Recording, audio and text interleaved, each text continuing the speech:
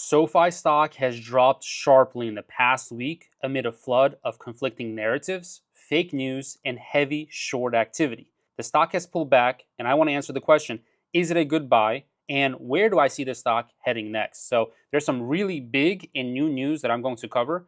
Let's be direct and honest. Let's not waste any time. If you're short on time, my conclusion is that this is really just a natural pullback in the stock. And after some time, we're going to get a strong rally due to blockchain, private markets, and a new feature that they have, which is options trading, level 1 to be specific. So that's what I want to talk about in this video, because those three factors are going to be absolutely game changer for SoFi. So look, right now the pullback has happened from basically $30 per share, which is a very nice number, back to $30 billion market cap. It's almost hilarious because I said this is a $30 billion stock. It shot up past 30 billion and now it's back. So what do you expect? This is kind of exactly as I said, right? Not that I can predict the future because I can't, but this is my belief and this is exactly where the stock is. So this is actually a very healthy part of the market because you see, the market can't just continue going up. A healthy market has pullbacks, corrections, and I will talk about one really big insider sale that one of the insiders at SoFi had, which I think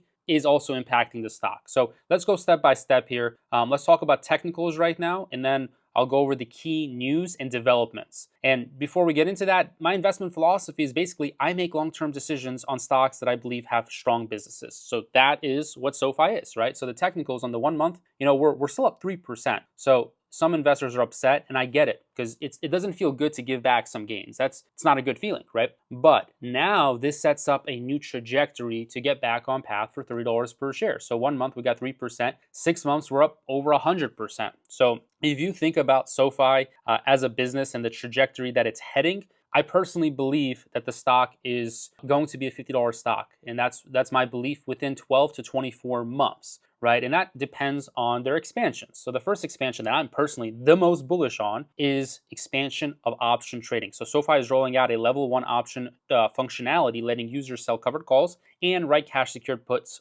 from its app, commission free, which is kind of a big blow at Robinhood, right? This is a big blow because now SoFi is competing with Robinhood. Tomorrow I'm going to have a video on more of the relation between them and what I see with both of these stocks. I'm going to go into deeper detail there. But right off the bat, we see SoFi copying a playbook from Robinhood, which is genius. You're allowed to copy as a business, right?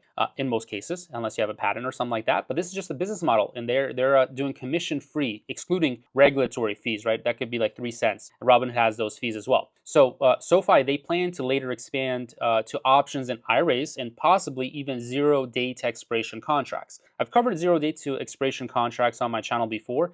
It's basically when you sell an option and in the same day, essentially it expires, right? This is good for SoFi because SoFi wants people to trade more because then they just, develop an ecosystem within SoFi. And we'll talk about that in a little bit. We'll go into deeper detail, but let's go into the second thing that I want you to know as fast as possible is the blockchain/crypto re-entry and remittance service. Okay, so SoFi is launching a blockchain-based international remittance service in partnership with Lightspark. Okay, so now they're having partnerships where they are profiting from crypto, right? So the workflow is basically USD to BTC for cross-border transfer and converted to the local currency for deposit, right? So Mexico is slated to be the first for that, by the way. And I think that's really, really, I'm just mega bullish on this because if you look at cash, yes, in America, most Americans that don't even leave the United States, majority of the time, they think the dollar is really strong. But in fact, we have lots of competition abroad from China, from other growing economies, right?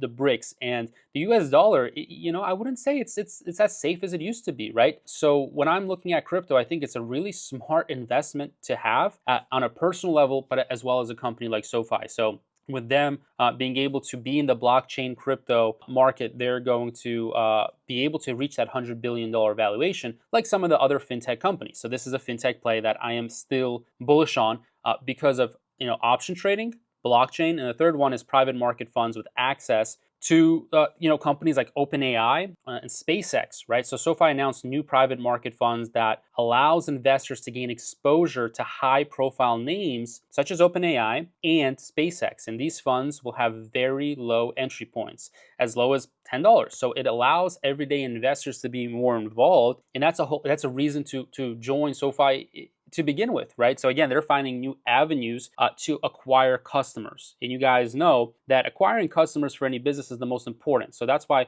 when I look at SoFi, and if I think, is this a stock that can double? Can this stock reach $50? Is it a buy right now? I believe so, because they have so much innovation and they're ahead of the curve. So they're paying attention where big cash flows can come, right? And my investment philosophy again is I'm looking for a company that can grow significantly due to strong fundamentals in the underlying business. I'm not looking for a maybes. I'm not looking to get lucky. I'm looking to get rich by playing facts, fundamentals, and covering business trends that actually make money. SoFi is doing that. So I think blockchain, options, and then private market funds are going to be great. And in terms of the short-term pressure, right? Because if you have SoFi, and if it's a big size position in your portfolio, 10% or more, I consider big, then you feel some of that short-term pressure. And I believe some of that short-term pressure is also coming from one of the insiders, which is Magdalena Yeselli, right? So she's a director at SoFi. She sold 87,000 shares of SoFi stock. 87,000. That is a crazy amount of money for an insider to sell, right? The sale was disclosed a while ago, it was on June 12th. But the thing is, I think that investors want to take profit because there is pressure from insiders selling. We see that.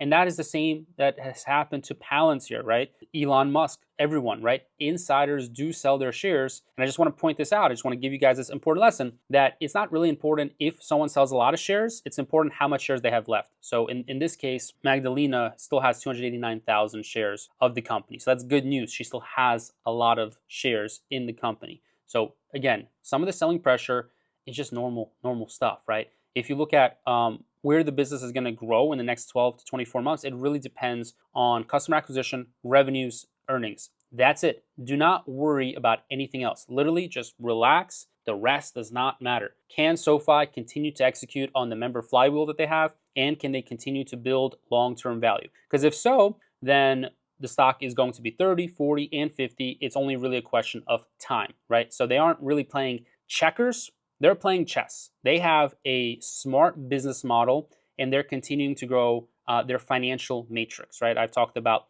their financial matrix before, which is essentially a slew of different products that they have, whether it's credit cards or student loans or home loans or investing or crypto, right? Crypto, something that they're re-entering, okay? Option trading is completely new. They launched that last month in September, right? So these factors are the financial matrix that SoFi is trying to pretty much build up, right? So SoFi has officially launched option level 1 in September 2025, and they just allowed covered calls and cash secured puts. That's where they're starting because that's kind of the easiest way to build out. I think that we're going to start getting a lot of revenue, and the reason why that's strong revenue is because now SoFi, similar to Robinhood, is now collecting spreads. They're making money and they're creating a market, kind of like Uber, right? So Uber created a market. They brought people that wanted a taxi and then drivers together, right?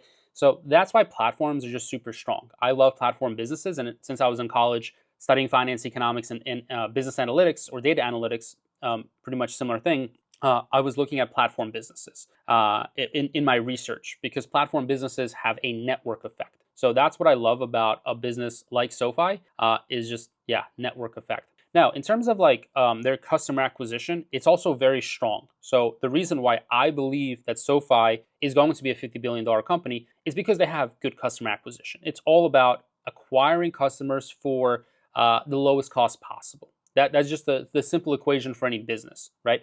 Acquire a customer, sell the customer, generate revenue. And SoFi uses really good referral rewards, sponsorships.